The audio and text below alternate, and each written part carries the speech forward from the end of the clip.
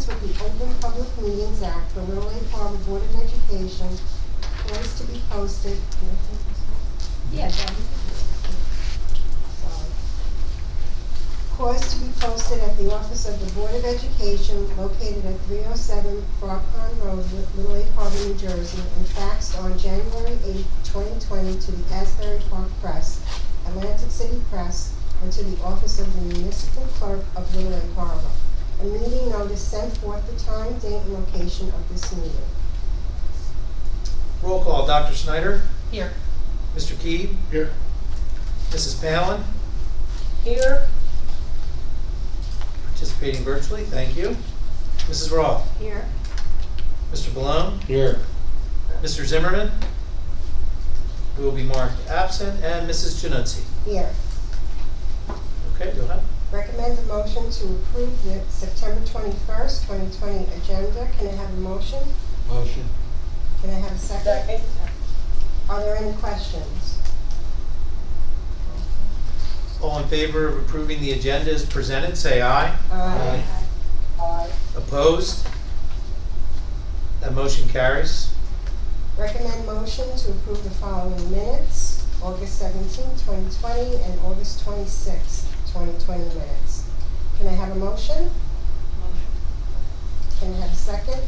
Second. Second. Any questions? Mr. Balone? Yes. Mr. Keeb? Yes. Ms. Palin? Yes. Ms. Roth? Yes. Dr. Snyder? Yes. Ms. Januzzi. Yes. Motion carries. There is no board presentation at this time. Report of the superintendent. All right, Deb, thank you. I will take this down just for this. Great. Good evening, everyone. I have a few things to go over. So in terms of data and our in-person versus remote students, as of today, we have about 1,630 students overall, including preschool.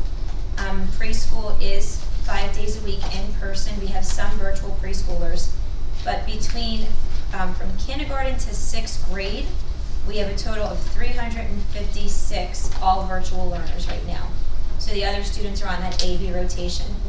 I did send out a staff survey to see very easily what was going well, what are some of the positives, and what are some things that we're having some challenges with. You can see by this large document that I will share with the board, there was a lot of feedback, and I appreciate that. The positives were just awesome, and the overall tone that we heard was, I didn't think it would go this well. You know, of course, there's always some blips and things that need to work out, but they were so happy to see the students' faces, students back in school. The things that we have to consider, I would say the most popular answer, and it was more geared towards the little guys, was could we just have virtual teachers for the virtual students? So what we did was we did a follow-up survey for the K-2 students that are virtual, all virtual, and we asked the parents if they thought it was going well and if they would have preferred just the virtual teacher, and they do not. So they do like, you know, Zooming or Google Classroom into the classroom to see the other students and watch the teacher teaching. It is challenging for a first grade teacher to manage having students on, you know, their Zoom and their computer and then students in front of them. I think they're doing a great job. I've been in classrooms, I've seen it working, but overall it is a concern. Another thing is some of the teachers want more time to learn the online platforms and online resources. Time is just very difficult and challenging to find in our schedule. The other thing that we have to always keep in mind is to have the students, you know, coming in partially during the day and then having a virtual instruction for the remainder of the day. The Executive Order 175 that came from the governor clearly states you have to have 4 hours of active instruction every day. So it's really challenging to have that occur when you have two groups, one is in person, one's virtual, in one day, because the day is not long enough to have those 2 4-hour blocks. You know, if the teacher was recording their lessons, that would be one thing, but that's not something that, you know, the NJEA is in favor of, so that's a challenge. So there are a lot of challenges and things to consider, and this is why the current model we have, we feel is the best at this point. This document was shared with the administrative team. We talked about this today during our admin meeting. I don't have an issue sharing this out with the board. and just to see some of the feedback. And we are trying to address their concerns on a building level and collectively as a district. So this, we want to keep getting the feedback from the teachers to see what's happening. I have been getting a lot of feedback from parents. They're emailing me, good, bad, or indifferent. I have been hearing from the parents. So we're trying to make this work. Some assessment data. I know I told the board I will be updating you on this. We are in the process of doing the NWEA right now. It wasn't working having the kids doing it virtually, so we're just trying to do it for the in-person kids right now. And I know John is working through a plan to get all the students tested. We are still doing Link It, and we're going to have that data available to present next month. John wants to go through that with the board. And as Debbie has already mentioned, we're going to start our QSAC updates in October. So that's something that the board is going to do and be presenting out to everyone. That's all I have. Okay, thank you, Dr. McCoy. Okay, residents forum, agenda items only. The Board of Education recognizes the value of public comment on educational issues and the importance of allowing members of the public to express, with each statement made by a participant limited to 3 minutes, as cited in policy number 0167. The public may comment on any item on the agenda at this time. General public comment will occur later in the meeting. Do you have the dialogue? Yep, the dial-in information is displayed on the live stream. If you don't have that handy, the number is 646-558-8656. The meeting ID is 641-806-6449. Those numbers are broadcast on the live stream if you're participating virtually. Do we have any residents that would like to speak? No? Yes. Should I just do it from here? Yep, do you mind giving me your name, please? It's Laura Erber, 205 Flax Court, Little Lake Harbor. Thank you, Ms. Herman. Go ahead. First, I want to commend you guys on the plan. I read on the internet, the reopening plan, very comprehensive, very vast, and just impressed. I was impressed with that. So it sounds like it's going well. Thank you for that. And I do have a concern. I guess it's agenda item 19, page 11, policies and procedures. The comprehensive health and physical education. Is that a new policy to reflect the New Jersey learning standards, the new ones? Hold on, let me find it. Okay. Can you just repeat the? Can you repeat again, page one what? Sorry? Can you just repeat the page and the item? Oh, I'm sorry. on the agenda, page 11, Okay, number 19, policies and procedures. thank you. Maybe Might be page 12 in different. yours, because you have Yeah. a different agenda. Here. I just Oh, I wondered. see it, Are okay. you looking Yeah. at policies and procedures, and they're numbered 1 through 11? Is that what you're referring to? Right. Oh, So yes, the changes, so we approve this curriculum every year, all of these subject areas. Anything with an asterisk has been changed. So for example, our STEAM in grade 6, all of our grade 6 curriculum is now inclusive of the state mandate that we had to infuse certain standards in those. And then the STEAM one for 6th grade includes financial literacy. Okay, so comprehensive health and phys ed is not starred, so does that mean there were no changes? Correct. So the changes we made were to 6th grade. The inclusivity standards are involved in all subject areas, and then 6th grade STEAM has financial literacy. Okay, so just in regards to the New Jersey curriculum, or not curriculum content standards, but the learning standards now. Yes. So are they implemented in that new comprehensive health and phys ed? That's really my question, because there's been explicit new things in there that I'm wondering if, has it been infused yet into the curriculum? So I'm very aware of the 6th grade ones, and John, if he's on the call, maybe he can talk about I don't want to misspeak about the comprehensive health and phys ed, because I know the changes were primarily 6th grade. Sure. So nothing was changed this year in the comprehensive health and physical education. Last summer it was changed, and then we went through QSAC this year, and we were compliant with those standards, and that is correct. It's the New Jersey student learning standards that we use for all content areas. Okay, so they have not been updated to reflect the new learning standards, which are sort of controversial to a lot of people out in the public. So that's what I was wondering, if that had been changed yet. Right, the changes are the sixth grade curriculum. Okay, very good, thank you. You're welcome.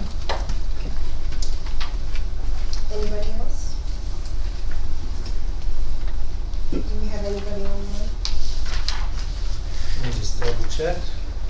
It does not look like we have any online participation at this time. Yeah. Board work session? Okay, you guys will notice the budget plan of action is on the agenda for approval. We approve this every year, usually in September or October. And what we're doing is outlining the budget process that the board and the administration will follow before we submit the 21-22 budget, which will be submitted preliminary in March, and then the final version of that will be approved in April of 21. So that outline of deadlines and dates is there just as to guide everybody on what that process looks like. Before the next board meeting, the administration will receive their share of the budget work, including doing their budget building for their departments, and then that stuff gets kicked back to the business office in early December, and that's when we get to begin what seems like the never-ending budget cycle of the school. But that's there for your reference. And then also, I just wanted to note to everybody, the district has seen a significantly reduced number of free and reduced lunch applications so far this year. And those are really important, not only because families may be in need now more than they have in the past, but also there's other benefits that come with free and reduced lunch. So the program that we have, the seamless summer option that we're utilizing now that provides free lunches for all students, will end at the latest December 31st. The federal government could pull the trigger on that and have it end sooner. Once that ends, if you have not completed this application, you will be ineligible for free and reduced lunch. So I would encourage everybody to submit a free and reduced lunch application. And remember that with having access to free or reduced lunch, you also get discounts on home internet services through Comcast. If you have children at the high school level that are testing for SATs or other standardized tests, the fees for those tests can be waived. And you may also be eligible for a PEBT card, which will help you with money for food. So there are other benefits with free and reduced lunch. It's important for the district that we have a number of free and reduced lunch applications that accurately reflects the need of our district, because there's a lot of funding tied to those. So I would encourage everybody, whether you think you are on the border or not, to submit a free and reduced lunch application. You'll see some notices coming out from our cafeteria program or the superintendent's office, either through Blackboard Connect, on our Facebook. Click that link, fill out the application. It's all online, and it takes a little bit of time, and it'll be a big help to the district and to the families in the area. And if anyone needs help filling out the application, just call the district office and Yep. somebody will go on the phone and help you through that. We really need you to fill them out. Absolutely. Is there a deadline where they would not get it for the entire school year in the event that they don't? So typically, it's a great question. Typically, your application lasts for a year. So if you did one last year, after 10/31, that application would expire. And so November 1st would normally be the time that you would no longer receive free and reduced lunch. However, we have this, a lot of schools, including us, have a waiver for the seamless summer option, which is going to continue to provide free and reduced lunch for all students through December 31st. After that, so this year, that deadline is January 1st, when you would no longer receive free and reduced lunch. So I would encourage you to try to get that in early, and if you have questions, like Dr. M said, to reach out to, there's a lot of contact information that's going out with this messaging. Just to clarify, are all students receiving free meals? Right now they are. So it's not reduced, just free? That's correct. There are no, but the application for after this, Right, after. yeah, the program that's giving everybody free lunch right now is called the Seamless Summer Option. And it's a waiver through the federal government that allows funding for that to continue through December 31st. So everybody's free. But after that period and beyond that period, whether you're free or reduced will be a function of the information you provide on the application. And there's some criteria on there that shows some income level versus the size of your family and whether you qualify for free or reduced. But again, if you have questions about it, you just reach out and we'll walk you through the application. I just hope families aren't confused because the students are now receiving free lunch, and maybe they're. I think that's what's happening. They're getting free breakfast and lunch every day, and they're taking food home. So there's not the need to go fill that application out, but we really need families to do that because a lot of our district funding is tied to that too, and we do have a need here. Is So there we want any to way make that sure. we can get that information out to them? Yep, Nick is sending that, and through like a Blackboard, we're gonna I keep, know you said that maybe like a little video or just explaining it to the parents and can click on it if necessary. We're working with our cafeteria vendor NutriServe and with Sarah O'Toole, who works in the business office, on getting this message out in as many different ways that we can get it out to the community. To give you guys an idea, we're at probably 1/4 of the normal number of free and reduced lunch applications in the district, which, you know, we know that there's a tremendous number of people in need in the community right now. We're seeing it through the participation in the program and the direct contact we have with the community regularly. So I do think there's some confusion about it because it is free lunch and breakfast and meals going home every day. But that benefit is only provided because the feds have provided this waiver for the seamless summer option. So it's really important both for those families in need and for the district's funding that everybody that submits one of those applications and we get those out. So we'll continue to push that out. You'll see a lot of messaging. I promise it's not just to bombard you. You'll get text messages, emails, Blackboard Connect alerts, any way we can push that out, we will. The application's on Facebook, on the district's website, and we'll continue to update everybody at the meetings for the rest of the year to remind you. Thank you. Have you Yep. considered at all, like, going back old school to like paper copies, like maybe you would get more? We still do provide paper copies, and any of the families that are coming in to register now get a paper copy of the application as well. So yeah, paper is an option. If anybody's more comfortable with paper, you can call, we'll mail you a paper application, or you can stop by the district office and one will be provided. I would encourage you, just because of COVID and contact, to try to do it remote or virtually, but if that's not possible, it's more important that we get this application to everybody who needs it, whatever way they can fill it out. all right, the other thing we have on there is the school calendar. I know Dr. Snyder wanted to discuss this. Yeah, I'm just concerned about two things. One is with equality for the Monday, Thursday cohort and the Tuesday, Friday cohorts, to make sure that their in-person days are equivalent. And then also the concern is that week in November, and people traveling outside of the district, out of state to, I guess, a hotspot state and then coming back, Mhm. and then just that's fine on their end as long as there's honesty in it. But the amount of feedback that's coming to contact tracers and people that are not communicating with them and wanting to contact, I'm worried that someone's going to come back and then not say that they traveled so Right. that their kids can go to school. I'll address your first concern with the Monday, Thursday, Tuesday, Friday. We have looked at this as an admin team, and we can actually sit down and just count all the days to make sure that there's equity. What we were saying is the Wednesday that the kids are all virtual, the teachers, if they do miss that week, they can focus on that group more heavily and like do some small group with them or catch up with them. But if it really, for the second half of the year, if we think there was inequality and we're still using this format, we can alter some of those days. We'd have to present that just keep in mind with the calendar, we draft it, we have to meet with the association for their feedback, and then it goes to the board for approval, or in this case, a revision. And then in terms of the November break, I completely hear you. The problem with that is that Tuesday, we have to be off because of election day. The governor made some new mandate. Thursday and Friday, contractually as teachers convention, we can't have school. And then that leaves us with Wednesday, that's virtual. So really the only day that we would be altering would be Monday. So if we made them come in Monday, we would have a lot of call outs, and then we don't have the sub coverage for that. So that's another concern that we have.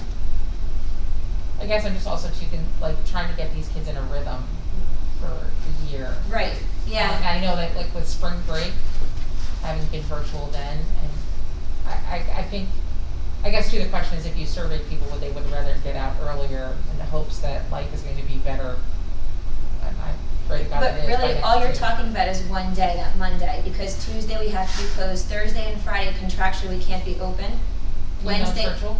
yes, they have to have, they're doing virtual teachers convention. Okay. So then Wednesday's virtual, and then you're only talking about Monday, really.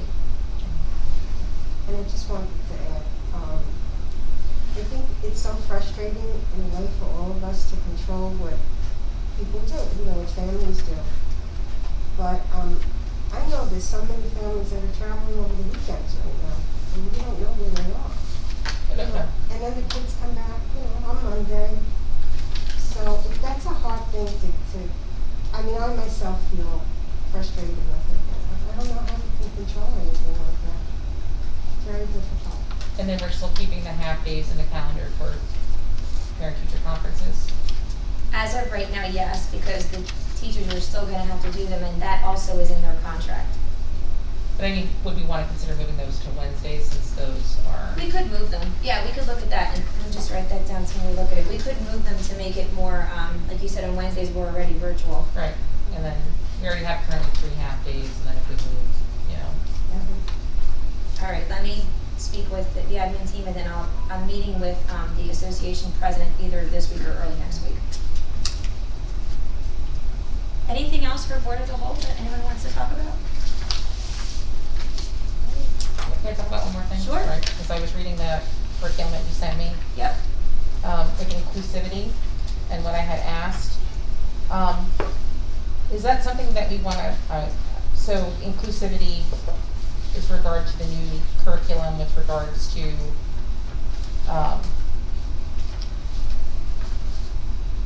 LGBTQ, I'm gonna get the acronyms wrong and I Yeah. apologize in advance. About asking students pronouns that they wish to be used or using those pronouns in the classroom as a whole, or as a policy. Do we want something, and especially when we're talking about 6th grade, because this is referring to 6th grade, because in many districts, 6th grade is middle school. And just, for that inclusivity, what pronoun do you prefer, what name do you prefer, just things of that nature, and prior to the start of school, so that if it's something that's on the roster, it's not a question of you're just going by that, and at that point, if that kid doesn't go by that name or doesn't want to, or that pronoun, that they can feel comfortable. So typically the teachers will ask at, the elementary level, and I know 6th grade is technically middle school, but they're still here. They typically will say, like, do you want to be called a nickname? And, I had this conversation with one of the administrators today. We really have to look at the law and the policy. And the policy doesn't require us to ask them what pronoun they prefer, but it does say that if a student prefers to be referred to as a certain gender or name, that we are to honor that. So we're not like seeking it out of them, but if they prefer that, we would honor that.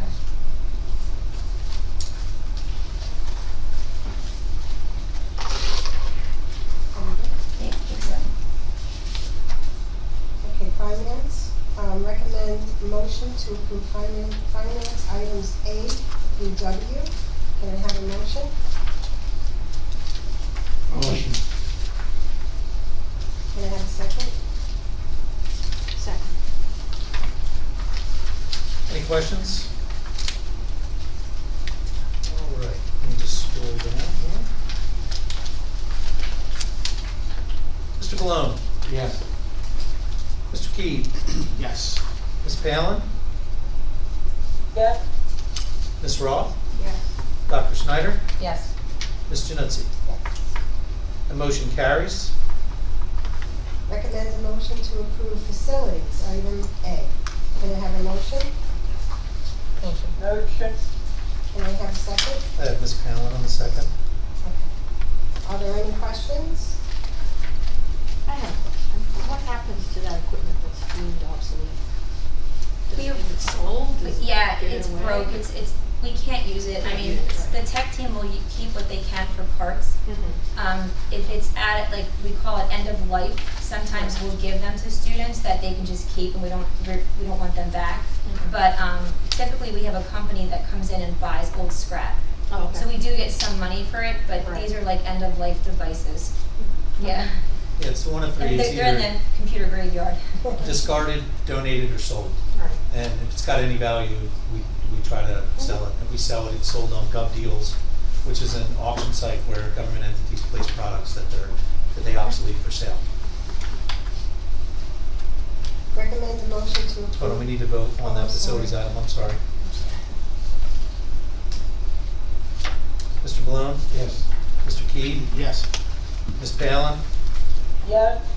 Ms. Roth? Yes. Dr. Snyder? Yes. And Ms. Januzzi? Yes. The motion carries. Recommend motion to approve technology items A through F. Can I have a motion? Motion. Can I have a second? Second. Are there any questions?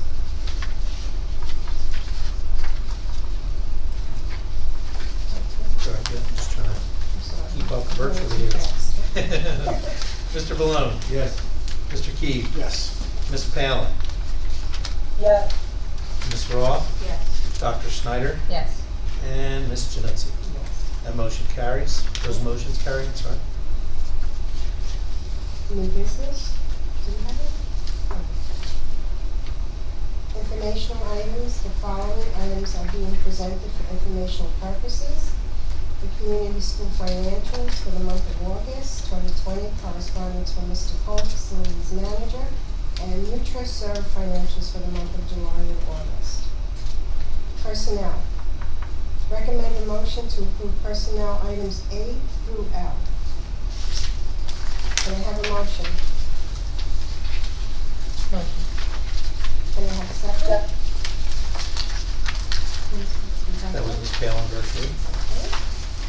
Are there any questions on the personnel items? Okay.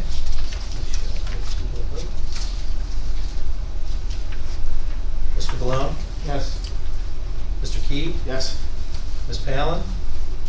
I have to abstain from 2, 3, 2 and 3 under A. But the rest of, yeah.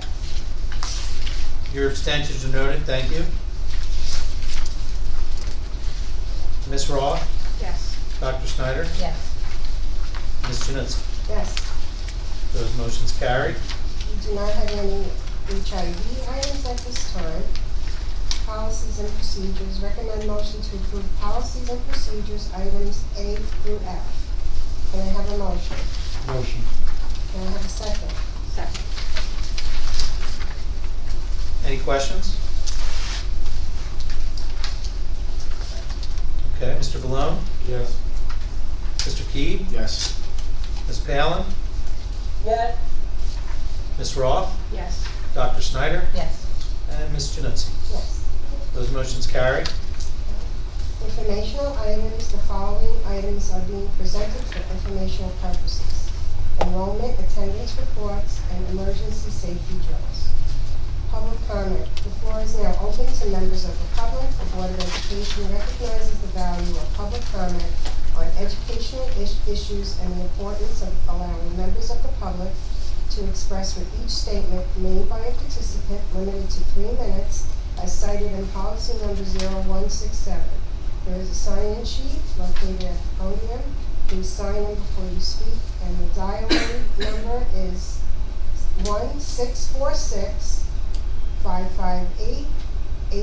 1-646-558-8656. Any public comment? Yes, Sorry. that's okay. It's much easier in person than online. But I didn't realize that the grade 6 inclusivity standard, what is that exactly? Is it something that the So- public can do? So at this point, right now, all we're approving is the fact that through policy and procedure, we have to have these programs. So that's what's being approved tonight. Those documents are complete, and they will be on the October agenda. So you'll get to see them in depth. Some of the board members have seen them, they requested them in advance, but you will have them in entirety at the October meeting, and that's what the board will approve. So for 6th grade, what you'll see is every subject, math, language arts, reading, writing broken down, and then the inclusivity standards are infused in those documents. So it's across the curriculum, Yes. all disciplines? Yes. Okay, including health and. Not in health, and then in STEAM, through science, we did the financial literacy, which is another mandated one, mandated infusion that we had to do. But that would be in number 11. That would be in number, I'm sorry, looking here, 9. In the scheme. C-STEAM financial literacy, 6th grade only, Okay. And that'll be available next in week. October, yes. Any changes that were made over this summer, you'll see all those documents in October. Very good, thank you. Anybody else?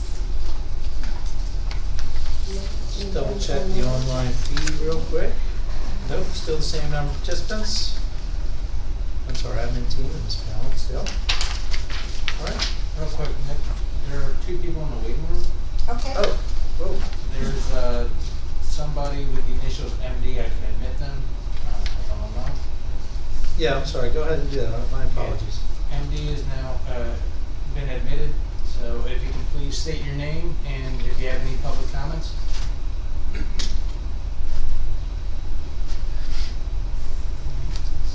MD, you are admitted. You may state your name, and if you have any comments. The music got thrown out. Remember that we have a delay of as long as 30 seconds, so we'll give them a second. Thank you for catching that, Evan. Appreciate it.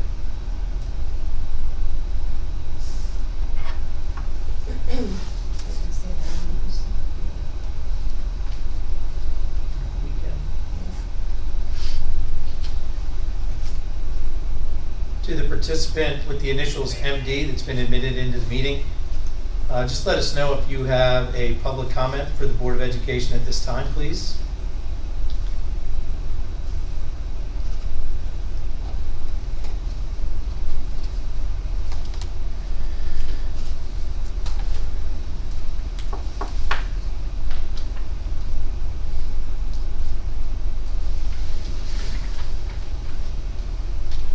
You said there was another person in the waiting room as Yes, well? there's Heidi Hartley, I'm gonna admit her. Yep. We have another one after her as well.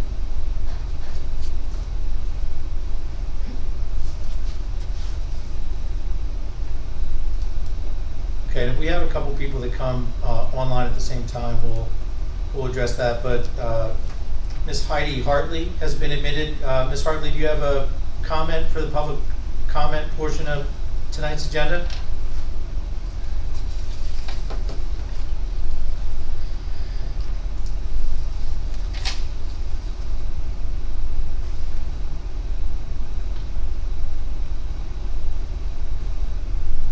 Are they just logging into the actual site, or is it like a public comment?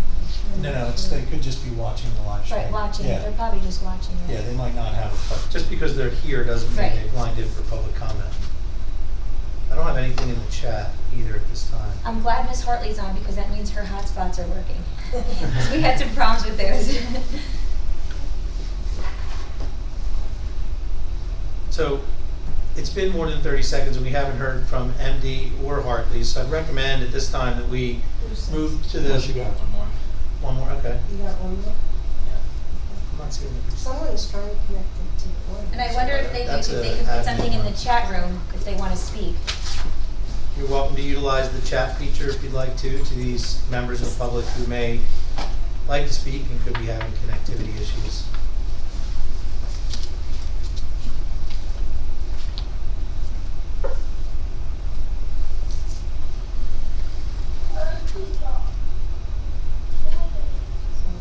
I think her kids are on.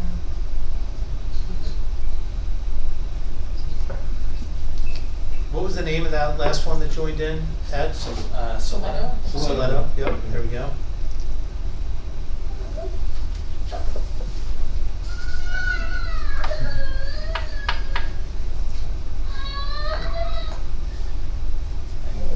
That was a mute. Okay, so if we begin with the board forum and anybody would like to participate with public comment, we'll just allow that comment. Is that good with everybody? Okay. So we're into board forum. Does anyone have any comments or anything they'd like to share with the board? I would just like to say that from personal experience, I have been working virtually with my granddaughter 2 days a week and on Wednesday. And at first, it was pretty hair-raising, I have to say. It was difficult, but being resilient, I think the way little guys are, she's got the hang of it now. So I was very excited and impressed. I sat with her literally side by side the first couple of days, and now I could move a little bit over, and she's manipulating the computer. It's very quiet in my house. She doesn't use her earplugs, and she's been now participating, and she's very shy. So I was surprised. Because I was worried about her. But she needs a little help, I know, and we're working on that with her. But she picked it up. So going by that, I don't know how everybody else's experiences are, but it's positive, and what you're about. So, And tell everyone what grade she's in, Deb. I'm sorry? What grade she's in. She's in first grade. Yeah. So her first experience with school was preschool 1 year, and then she had kindergarten, and we know that was cut short. So she is a little behind, but we'll pick up. Yeah. We'll get her going. Good, that's great news. Yeah, and the teacher, very organized. I like it for myself, the way everything is online. It's like this, it's like almost like a PowerPoint that you can click into the classes, and you can click in live stream. So it's very easy, very detailed for me. So I thought that was a great benefit. So it was well planned. So Good. I just wanted to share that. Well, My thanks. own experience. Anybody else? Yeah, can I piggyback off of that just for a second? Yeah. I have 2 kids in the district myself, and I happened to sit home the other day doing some office work, and I was 5 feet away from both of my kids, and I heard everything for the whole time. And what I got out of that is that I just feel like I need to say that the teachers are truly amazing. It is not easy. It's not easy hearing what I heard, trying to deal with the classroom, trying to deal with the virtual. There's connectivity issues, 2 steps forward, 3 steps back, trying to catch up. That is a job right now that needs to be mentioned, recognized, and respected. That's all. Yep, agreed, thank you. No one else on it? Anybody else? All right, I think we're good. We don't need to go into executive session. So can I have a motion to adjourn? There's some light snacks if anyone's hungry, please take some food. It's just gonna go to waste. All right, all members in favor of adjourning the meeting at 6:38 p.m., please say aye. Aye. Opposed? All right, a reminder to everybody that the next meeting of the Board of Education is Monday, October, Pretty good. I was wondering, I had 2 of them. I think I'm gonna grab more. is it Monday, October 19th. 19th? I'm good. We'll see Same you guys place. soon. Thank Same you. place, Same same place, time. yep, we'll be back.